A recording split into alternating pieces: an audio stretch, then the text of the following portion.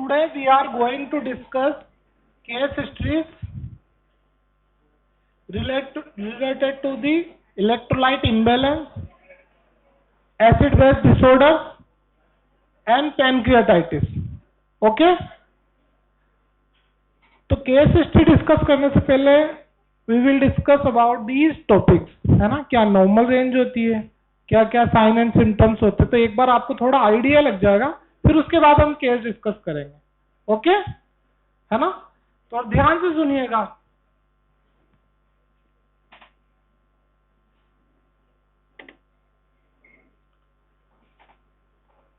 तो first we will start with electrolytes.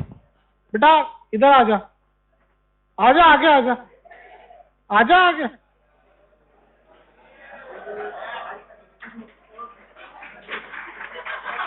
इधर आ, फोन दे दे, फोन दे दे, फोन.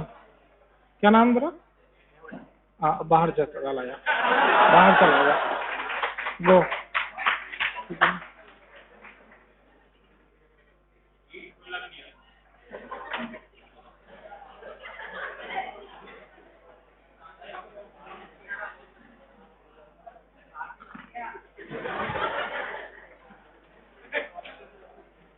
बेटा नीचे से बंद होगा ना. अरे बीच में वहां से करना यार. ले जा, ओपन कर इसको बाहर.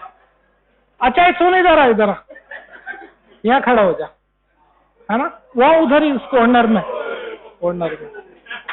इन फाइन को अंदर ले लो, बाकी बच्चों को.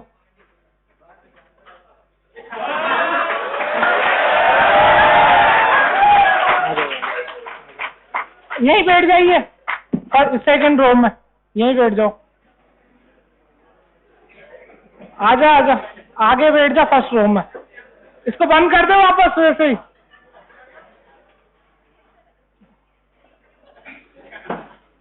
अरे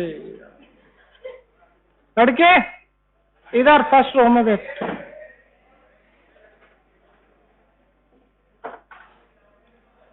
चलो स्टार्ट करें अब. तो इलेक्ट्रोलाइट्स कौन कौन से पैरामीटर्स आप इंक्लूड करते हैं हम इलेक्ट्रोलाइट्स में? General parameters are sodium, potassium and chloride. ठीक है ना स्टूडेंट्स? प्लीज बात ना करें. Sodium, potassium and chloride, these are very important electrolytes. अगर ये थोड़ा बहुत भी डिस्टर्ब हो जाएंगे तो बॉडी के फिजियोलॉजिकल फंक्शंस डिस्टर्ब हो जाएंगे, कॉन्शियसनेस अफेक्ट हो सकती है.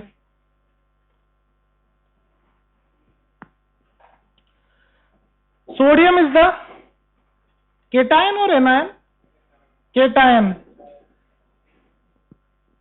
ECS और ICS एक्स्ट्रा सेलुलर ही है ना सोडियम तो, और potassium intracellular. And chloride, chloride ECS but it is anion. Okay, so sodium is the major cation of the extracellular fluid. Okay, and it regulates the extracellular fluid volume. Normal concentration की बात करेगा अपन, then its concentration is normally 135 to 145 milli equivalent per litre, milli mole per litre बोल सकते हो आप. Then biochemical functions, बहुत सारे फंक्शंस है, आप देख सकते हैं यहाँ पे, जैसे कि ऑस्मोटिक प्रेशर हो गया. देन बीपी वगैरह में भी मेंटेन करने में इसका रोल है. और अपन आगे बात करें तो हार्ट बीट, हार्ट रेट, इसको रेगुलेट करता है. एसिड बेस बैलेंस मेंटेन करके रखता है. मसल्स की इरिटेबिलिटी, परमिएबिलिटी, इसको भी ये मेंटेन करता है. ऐसे बहुत सारे फंक्शंस है सोडियम के. सभी इलेक्ट्रोलाइट्स के बहुत सारे फंक्शंस है, लेकिन sodium, potassium, they both of them are very important. Girls आपकी आवाज अभी भी आ रही है, अभी बेकार में यहाँ पे खड़ा होना पड़ेगा पूरी क्लास में। तो ये सारे फंक्शंस हमने डिस्कस किए सोडियम के। अगर सोडियम का लेवल, अभी अपन ने बात की नॉर्मल लेवल 135 टू 145, अगर 135 से लो हो जाता है या और भी ज्यादा लो हो जाता है तो हम उसको क्या बोलेंगे, हाइपोनेट्रीमिया। ओके, और लो होने के रीजन क्या क्या हो सकते हैं? द कॉजेज आर, इट में बी वॉमिटिंग, डायरिया, बर्न, है ना। एडिसन डिजीज, एडिसन डिजीज पता है आपको, एड्रिनल ग्लैंड से जो हार्मोन रिलीज होते हैं उनकी इनसफिशियंसी की वजह से हो सकती है, और रीनल ट्यूबुलर एसिडोसिस। तो these are the causes of hyponatraemia. Hypernatraemia, अगर 145 से ज्यादा हो जाता है सोडियम लेवल तो उसको हम हाइपरनेट्रीमिया बोलेंगे। और कॉजेज में उधर वहां था, कौन सा डिजीज था? Addison disease. यहाँ पे उसका अपोजिट कुशिंग डिजीज होगा, ठीक है। इसके अलावा अब कुशिंग डिजीज तो है, यानी कि कोर्टिसोल हार्मोन ज्यादा सिक्रेट हो रहा है, लेकिन अगर अपन ने स्टेरॉइड थेरेपी दे दी, कोर्टिसोन इंजेक्ट कर दिया ज्यादा, कब लंबे टाइम तक कर दिया, तो भी क्या हो सकता है, हाइपरनेट्रीमिया हो सकता है। इसके अलावा डिहाइड्रेशन में वाटर का अमाउंट कम हो जाता है और इलेक्ट्रोलाइट ज्यादा हो जाता है, सोडियम ज्यादा हो जाता है, तो डिहाइड्रेशन के टाइम भी हम बोल सकते हैं hypernatremia is the main cause. ये ड्रग्स से कुछ ये भी हाइपरनेट्रीमिया प्रोड्यूस कर सकती है। Then comes to the second electrolyte, that is potassium. Potassium is also a cation or anion? Cation, but it is the chief cation of ICF. Sodium is the chief cation of ECF and potassium is the chief cation of ICF, and it regulates the acid base balance also. आपने अगर acid base balance पढ़ा है तो उसके अंदर अपन ने buffer mechanism भी पढ़ा था, पढ़ा होगा ना, बफर मैकेनिज्म। और बफर ऑल्सो 3 टाइप्स, कौन कौन से? Bicarbonate, phosphate and protein buffer. याद आ रहा है क्या कुछ? तो फॉस्फेट बफर जो था, सोडियम बफर जो था, फॉस्फेट बफर, बाइकार्बोनेट बफर और प्रोटीन बफर, तो इनमें भी पोटाशियम का रोल। फॉस्फेट बफर अगर आप देखोगे उसके कंपोनेंट्स तो पोटेशियम से ही मिलके बना होता है ना। इसके अलावा ऑस्मोटिक प्रेशर सोडियम भी मेंटेन करके रखता है, पोटाशियम भी मेंटेन करके रखता है। नर्व इंपल्सेस के ट्रांसमिशन में बहुत ही इंपॉर्टेंट रोल प्ले करता है पोटाशियम, और कार्डियक मसल्स की एक्टिविटी भी। अगर आप किसी कार्डियक हार्ट पेशेंट को देखो तो उसके रेगुलर चेकअप में पोटाशियम बहुत इंपॉर्टेंट रोल प्ले करता है। इसका normal concentration 3.5 to 5 milli equivalent per litre. Low हो गया अगर लेवल तो हाइपोकैलेमिया होगा, और उसके रीजन ये हाइपरनेट्रीमिया के जो रीजन थे वो काफी ज्यादा मिलते हैं किससे, हाइपोकैलेमिया से। तो हमने कॉजेज देख लिए किसके, पोटाशियम के, हाइपोकैलेमिया के। देन अपन बात करते हैं किसके, हाइपरकैलेमिया। अच्छा, एक बार साइन एंड सिम्टम्स भी जरूर देखें आप। हाइपोकैलेमिया के देख सकते हैं, इरिटेबिलिटी है, मसल वीकनेस है, tachycardia, heart rate increase, cardiomegaly and cardiac arrest. These are the clinical features related to the hypokalemia. Then hyperkalemia, potassium level अगर ज्यादा हो जाएगा तो हाइपरकैलेमिया बोलेंगे। And the causes are renal failure, urinary obstruction, aldosterone deficiency. These are the causes for the hyperkalemia.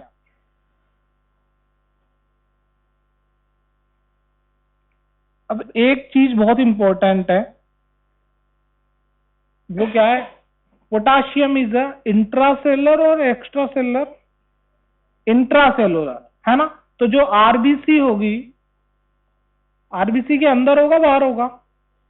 अंदर ही होगा, intracellular है तो आपको एक चीज बहुत ध्यान रखने वाली, बहुत इंपॉर्टेंट ये है, जब अपन होल ब्लड लेते हैं और उसमें से हमें सीरम को सेपरेट करना होता है तो क्या करते हैं, सेंट्रीफ्यूज करते हैं उसे, होल ब्लड को क्लॉट होने के बाद। सेंट्रीफ्यूज करने के बाद हम सीरम सेपरेट करते हैं ना। तो जो होल ब्लड में से अगर हम सीरम बना रहे हैं तो जो क्लोटिंग पार्ट है वो नीचे रह जाएगा और सीरम पोर्शन ऊपर हो जाएगा। लेकिन कई बार हम देखते हैं कि सीरम जो ट्रांसपेरेंट होना चाहिए वो रेडिश कलर का होता है, हो जाता है, और हम बोलते हैं दिस इज अ हीमोलाइज्ड सैंपल। होता है ऐसा हीमोलाइज्ड सैंपल। तो आप क्या देखोगे हीमोलाइज्ड सैंपल में, यानी कि सीरम में पोटाशियम का अमाउंट नॉर्मल से ज्यादा होगा। उसका रीजन क्या है? क्योंकि आरबीसी जो ब्रेक हो गई थी उसकी वजह से जो आरबीसी के अंदर होना चाहिए था पोटाशियम वो बाहर आ जाता है, सीरम में आ जाता है। तो कई बार जब रिपोर्ट्स वगैरह हम देखते हैं पेशेंट की तो उसमें पोटेशियम हाई है, चलो इसको पोटेशियम लो करने के लिए मेडिसिन प्रिस्क्राइब कर दो। तो ऐसा ना करें, सैंपल की क्वालिटी जरूर देखें कि वो हीमोलाइज तो नहीं था, एक बार लैब में कंफर्म करें, देन उसके बाद मेडिकेशन करें। ठीक है।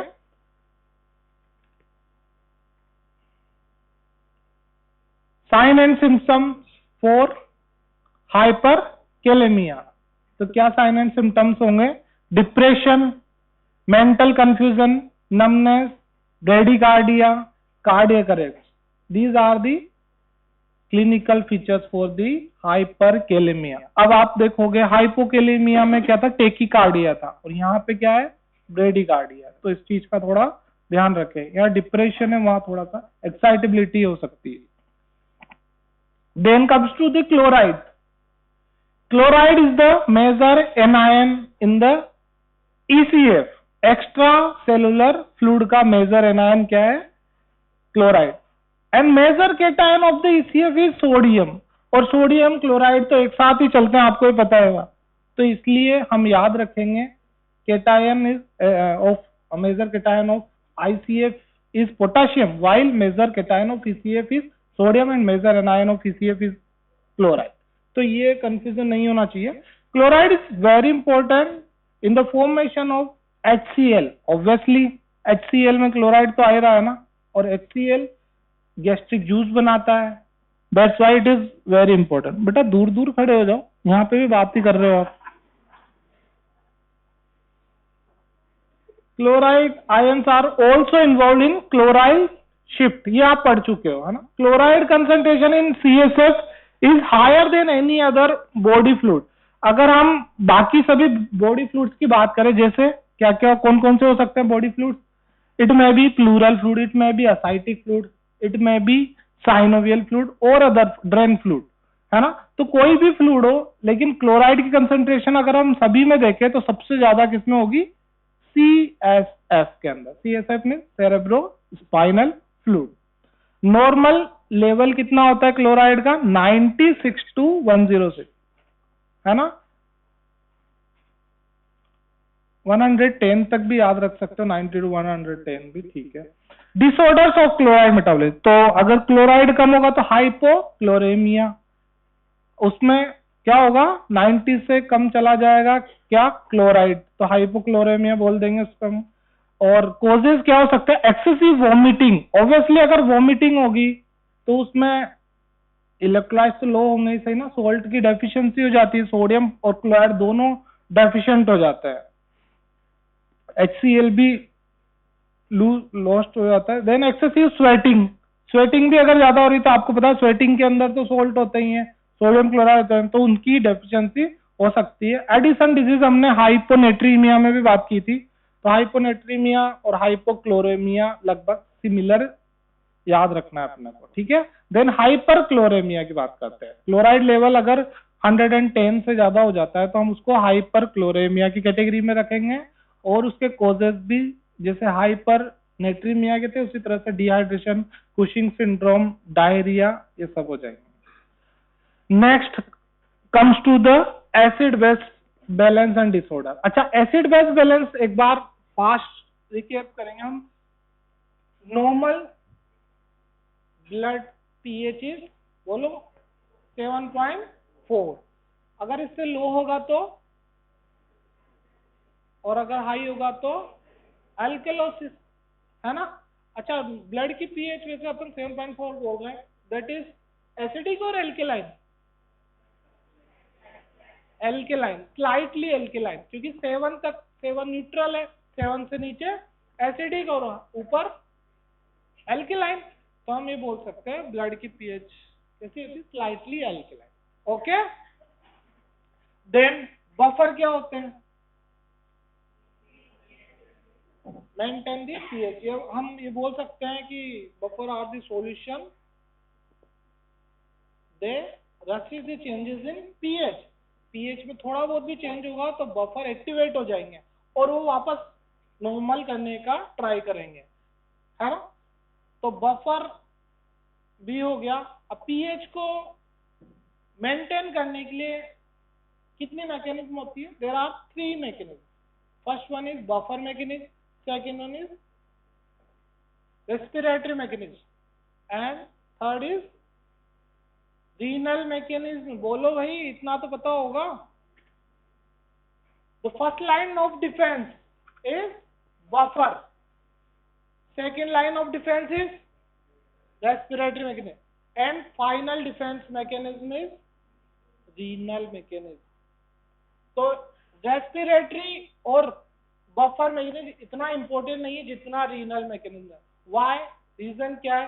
रीनल मैकेनिज्म डायरेक्ट इफेक्ट डालती है, जबकि रेस्पिरेटरी और बफर मैकेनिज्म क्या करती है? इनडायरेक्टली इफेक्ट करती है। कैसे? जैसे एसिड ज्यादा हो गया, एसिडोसिस हो गया अगर, तो क्या होगा? पीएच ज्यादा होगी कम होगी? कम होगी, डिक्रीज हो जाएगी। तो बफर क्या करेगा उसमें? Because buffer has both component, acid and base. आपने देखा ना बफर के कंपोनेंट में बाइकार्बोनेट बफर है फॉर एग्जांपल, तो उसमें दोनों कंपोनेंट होते हैं। कौन कौन से? कार्बोनिक एसिड भी होगा और बाइकार्बोनेट आयन भी होगा, है ना? NaHCO3 बोल सकते हो और HCO3 माइनस भी बोल सकते हो, दोनों एक ही बात है। तो उसमें एसिड कंपोनेंट भी है और एल्केलाइन कंपोनेंट भी है। तो अगर एसिड ज्यादा हो जाएगा तो कौन एक्ट करेगा बफर का? एल्केलाइन कंपोनेंट, बेस, है ना? यानी कि बाइकार्बोनेट आयन। लेकिन अगर बेस ज्यादा हो गया है तो बफर का एसिड कंपोनेंट एक्ट करेगा और न्यूट्रल कर देगा उसको और पीएच को मेंटेन कर लेगा। इस तरह से तो डायरेक्ट उन्होंने बाहर नहीं निकाला है एसिड को या बेस को, उन्होंने न्यूट्रल करने का लिए अपोजिट को एक्ट करवाया है। इसी तरह से अगर हम रेस्पिरेटरी मैकेनिज्म की बात करें, रेस्पिरेटरी मैकेनिज्म कैसे एक्ट करती है, तो वो भी इनडायरेक्टली एक्ट करती है। कैसे? एनीवन कोई बताएगा मुझे?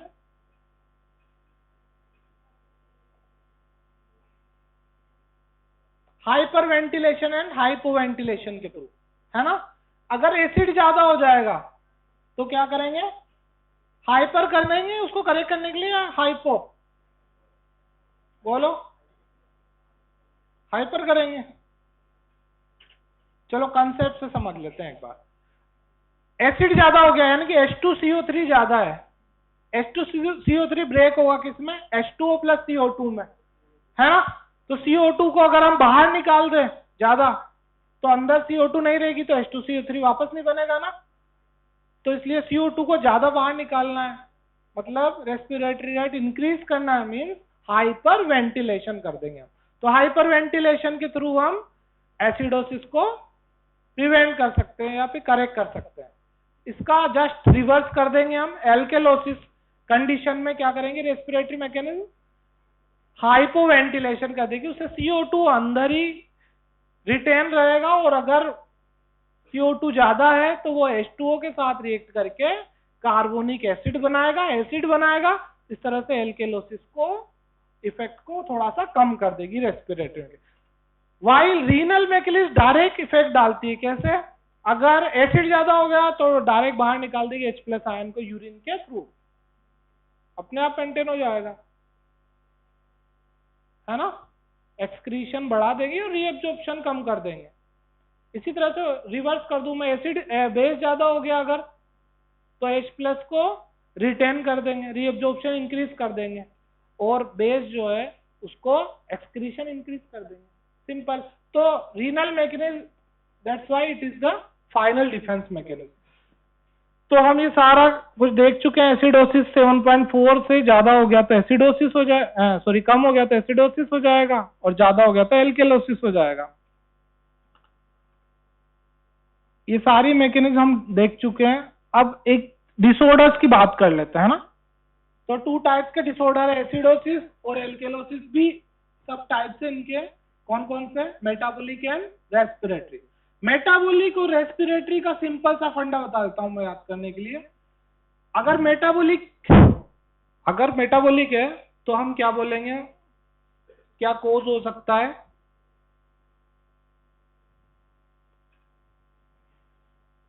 लेस देन और मोर देन की तो बात ही नहीं बेटा, मैं तो सिर्फ मेटाबॉलिक बोला, मैंने एसिडोसिस और एल्केलोसिस तो बोला ही नहीं है। तो मैं आपको एक सिंपल सा याद करने का फंडा बता देता हूं।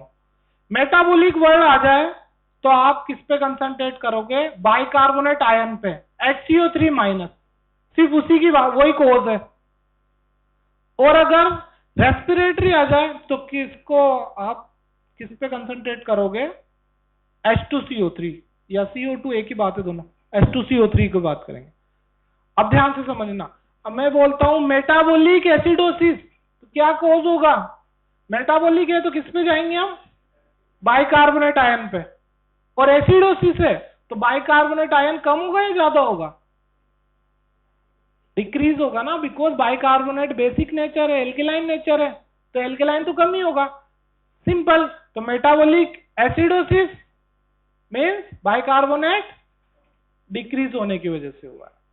मेटाबॉलिक एल्केलोसिस, मेटाबॉलिक है तो वापस जाएंगे बाइकार्बोनेट आयन पे, तो बाइकार्बोनेट इंक्रीज हो गया इसलिए मेटाबॉलिक एल्केलोसिस हो गया। सिंपल, याद हो गया ना। इसका रिवर्स करें, रेस्पिरेटरी एसिडोसिस, H2CO3 इंक्रीज, क्योंकि H2CO3 एसिड है ना, एसिड तो बढ़ेगा ना। तो रेस्पिरेटरी एसिडोसिस का कोज क्या हुआ? बोलो। H2CO3 increased. Just opposite, respiratory alkalosis, H2CO3 decreased. ठीक है ना। तो चारों डिजीज के हमें कोज पता लग गए। देन आप बात करते हैं करेक्टिव एक्शन की।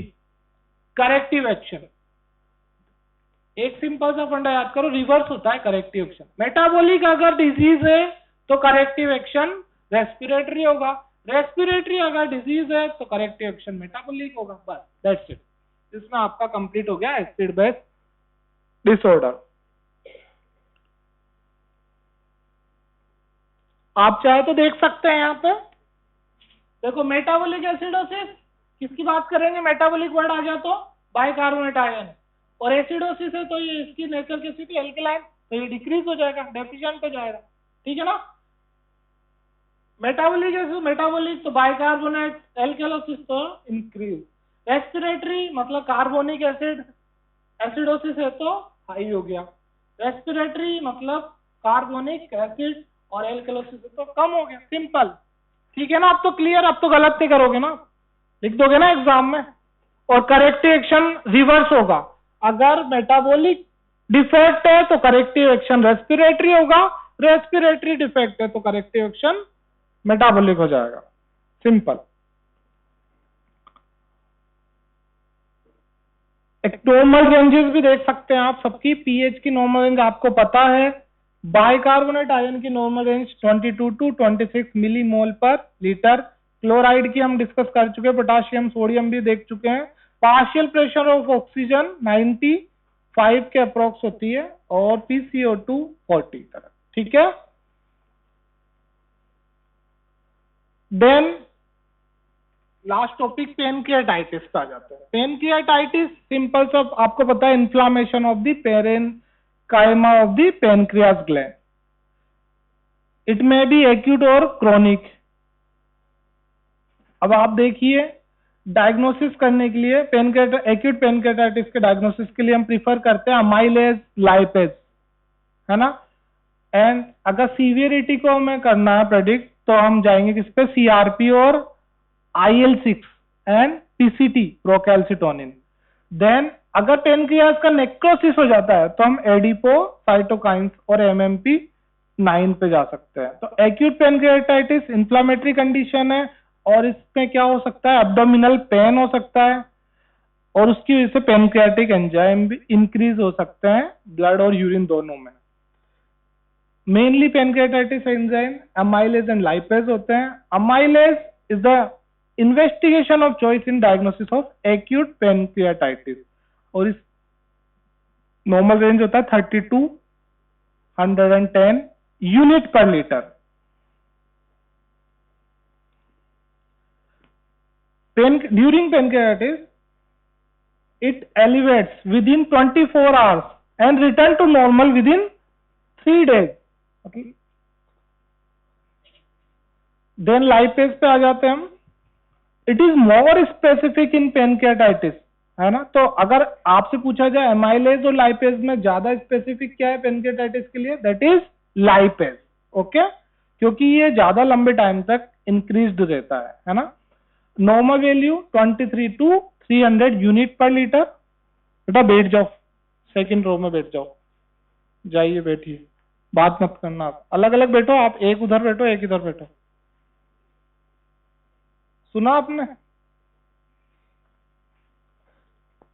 ओके, तो आपसे पूछा जाए amylase lipase which one is better specific marker for pancreatitis, कौन सा है?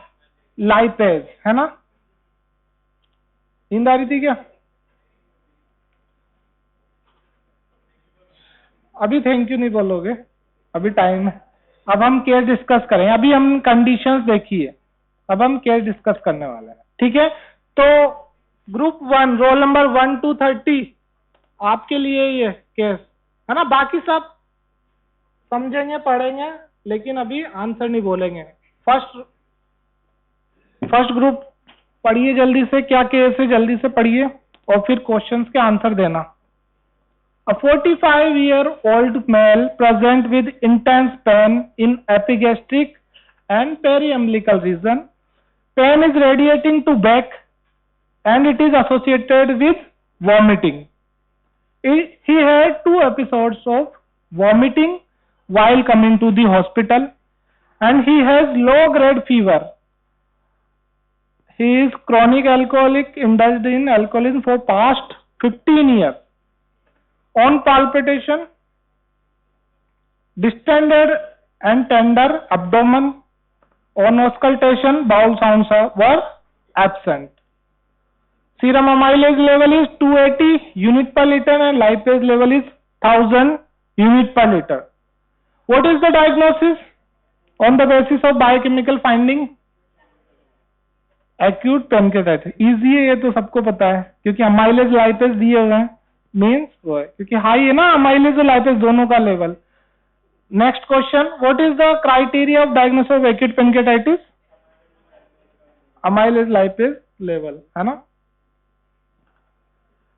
And what is the single, चलो ये चारों क्वेश्चन के आंसर करो आप, एक बार रीड करो जल्दी से। क्वेश्चन का answer, what is the single specific enzyme to diagnose pancreatitis? Specific enzyme lipase, very good. चलो next case, a person, second group के लिए, सेकेंड ग्रुप इधर है। A person 56 year old male taxi driver by profession comes to medicine OPD with 8 hours history of epigastric pain and it radiates to the back. Other complaints are nausea and vomiting. Moderate drinker in the past, but past 3 years free of alcohol. No history of gallbladder stone. Answer दो, what blood test will you prefer for the patient? कौन से test करवाओगे history जो है clinical symptoms के base पे? क्या करवाओगे जल्दी बताओ? इन्वेस्टिगेशन।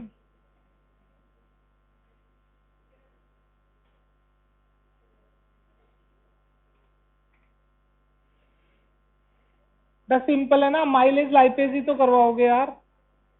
एब्डोमिनल पेन है, रेडिएट हो रहा है बैक तक, अभी तो बात की थी, नोजिया वोमिट हो रहा है,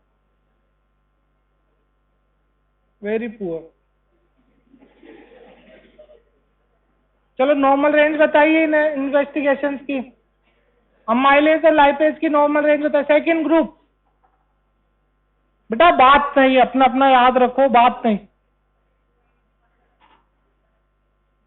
नहीं अब अलाउ नहीं कर सकता मैं। ना ना ना, लास्ट के टाइम देखो क्या हो रहा, 3 बज गए अब। 3 to 4 वाली क्लास में है ना, एग्जैक्ट 3 बजे है ना, अभी 2:45 हुआ है। जाओ बताइए जल्दी, नॉर्मल रेंज तो बता दो माइलेज लाइपेज की। सेकंड ग्रुप को नहीं आता, थर्ड ग्रुप बताइए। थर्ड ग्रुप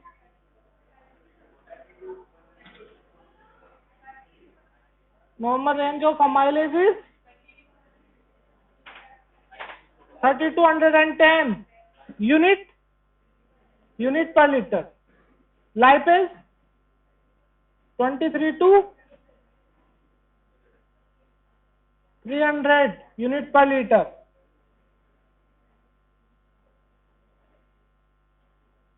क्या डायग्नोसिस होगा? अब ये पैरामीटर बता दिए तो डायग्नोसिस भी आ ही जाएगा ना।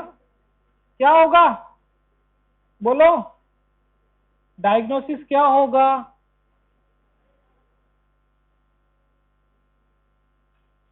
तो क्या पढ़ा अपन ने अभी? कुछ नहीं पता क्या आप लोगों को सेकंड ग्रुप को?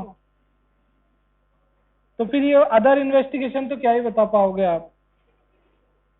चलो और कोई बताएगा क्या इन्वेस्टिगेशन कर सकते हैं अपन फर्दर? रेडियोलॉजिकल पे जा सकते हैं हम, सीटी स्कैन, रेडियो डायग्नोसिस पे। सीटी स्कैन हुआ है ना, एमआरसीपी हुआ, ठीक है। चलो थर्ड ग्रुप आपके लिए, पढ़ो जल्दी से। 60 बेटा आवाज नहीं। 68-year-old male has been vomiting and has had diarrhea for 2 days. He complains of being dizzy.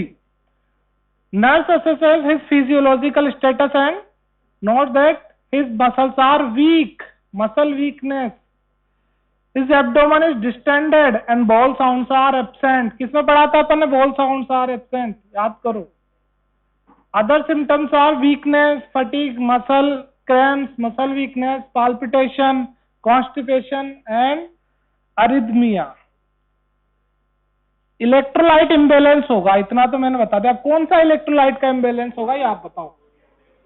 Sodium, potassium और क्लोराइड। सॉरी, सोडियम भी अगर होगा तो हाइपो या हाइपर? और कोई बताएगा? It's hypokalaemia, potassium decreased. Symptoms बोला था ना मैंने, पढ़ लेना, याद कर लेना। हाइपोकैलिमिया। अच्छा, what is the normal range for this electrolyte potassium? 3.5 to 5.5 मिलीकुलन पर लीटर। अच्छा, ट्रीटमेंट क्या देंगे इस पेशेंट को बताइए? हाइपोकैलिमिया, पोटाशियम लो है तो पोटेशियम देंगे आईवी, ठीक है ना, potassium containing fluid. Next 4, group 4 read करिए जल्दी। 37-year female has a high temperature and diaphoresis.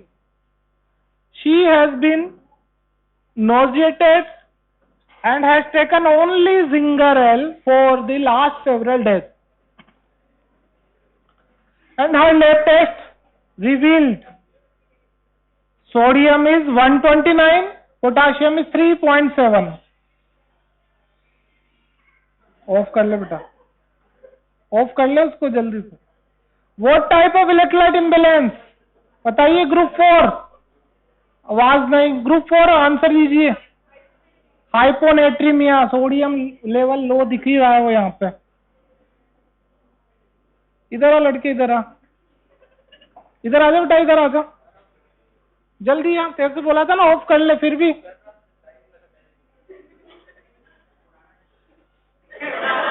अब आ जा, तू इधर आ जा, आ जा, इधर आ जा।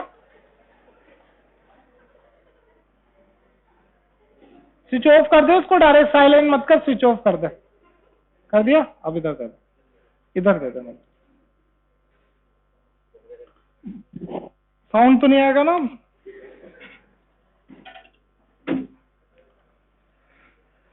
हाइपोनेट्रीमिया और hypernatremia. Hyponatremia, what is the normal range? Very good. And what are some other clinical sign and symptoms? बताइए। क्लिनिकल फीचर्स देखे थे हमने इसके, ठीक है। नेक्स्ट केस, ग्रुप 5, इधर बताइए, रीड करिए जल्दी और आंसर दीजिए। An elderly patient has just been admitted to the emergency department with symptoms of confusion and muscle tremors. When taking a history, it is revealed he had been discharged from hospital 2 days ago and he has been on IV therapy for stomach virus but could not keep down fluids after he was discharged. बताइए क्या?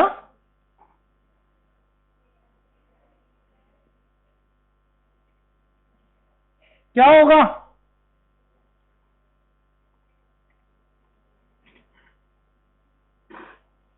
Think.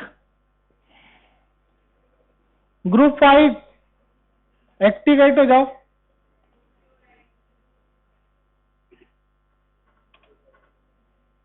सोचिए सोचिए, थोड़ा और सोचिए।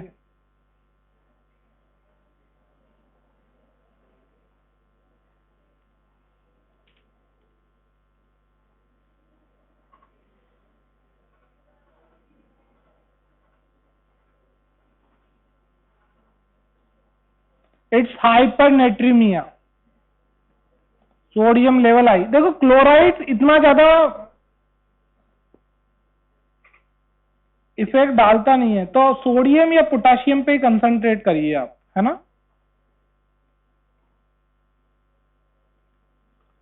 What other sign and symptoms might you need to assess? और क्या क्या साइन एंड सिम्टम्स सकते हैं हाइपरनेट्रीमिया में, है ना, अभी अपन डिस्कस कर चुके हैं वो। And what type of treatment? Obviously क्या दोगे, बताओ। डिहाइड्रेशन है तो फ्लूइड इंटेक करवाओगे ना, लेकिन सलाइन मत देना, है ना, सोडियम नहीं होना चाहिए उसमें। Case number 6, group number 6। An elderly woman from a nursing home was transferred to hospital because of profound weakness and areflexia. Her oral intake had been poor for a few days. Current medication was sleeping tablet, which was administered by nursing staff as needed. On admission, biochemical investigations are sodium 145, potassium 1.9, chloride 86, bicarbonate 45, pH 7.58, PCO2 49 and HCO3 minus 44. बताइए diagnosis. वो group 6 बताओ क्या क्या हो सकता है, क्या क्या पैरामीटर, पहले तो आप ही बताओ क्या क्या पैरामीटर डिस्टर्ब है, वो क्या क्या बोल रहा है। सोडियम नॉर्मल है क्या? पोटेशियम लो है। क्लोराइड 100 है, हम थोड़ा सा लो, स्लाइटली लो। बाइकार्बोनेट क्या होता है? 22 टू 26 तक होता है, 45 है, तो क्या हो गया? Bicarbonate high. और बाइकार्बोनेट हाई होता है तो क्या होता है? बाइकार्बोनेट वर्ड आ जाएगा तो क्या याद रखोगे? मेटाबॉलिक, है ना। और अब पीएच पे जाओगे, अब एसिडोसिस होगा कि एल्केलोसिस होगा उसको देखने के लिए, तो पीएच कितनी है? 7.58। एसिडोसिस या एल्केलोसिस? एल्केलोसिस। तो diagnosis is metabolic alkalosis. Very good.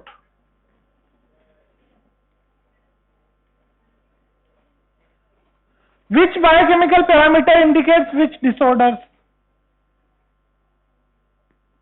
Upon discuss कर लिया, वही है इसका आंसर भी, because bicarbonate level is high and pH is also high, then we can say it is metabolic alkalosis. What should be the compensation? अगर metabolic defect होगा तो compensatory mechanism कौन सी होगी? रेस्पिरेटरी। सिंपल है ना।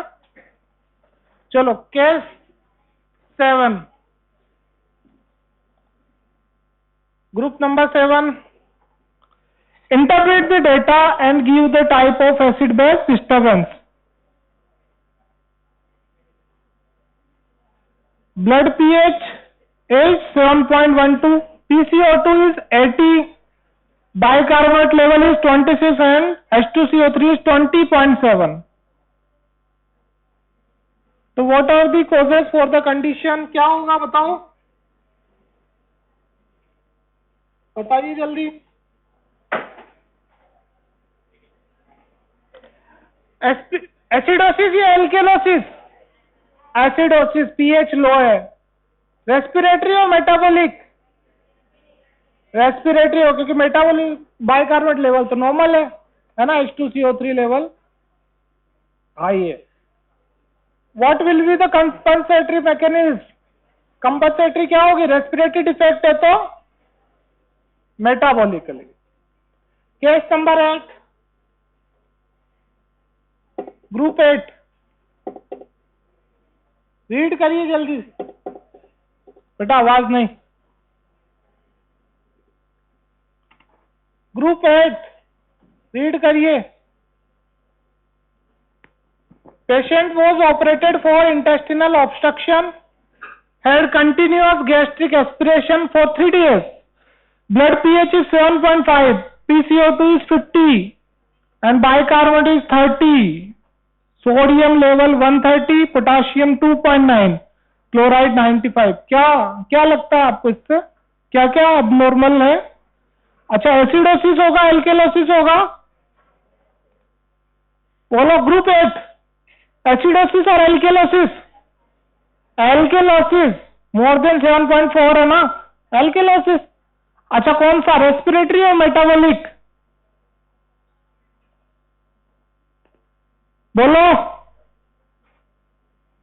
बाइकार्बोनेट लेवल से ज्यादा CO2 level देखो आप, CO2 लेवल हाई है तो क्या हो जाएगा? Respiratory acidosis. और कंपनसेटरी मैकेनिज्म मेटाबॉलिक हो जाएगी। चलो next, group number 9, last case है ये। ग्रुप नंबर 9, लास्ट बेंच, और इसको जल्दी, ये वैल्यूज क्या बता रही है, कौन सा केस हो सकता है बताइए? एसिडोसिस और एल्केलोसिस? एल्केलोसिस। रेस्पिरेटरी और मेटाबॉलिक?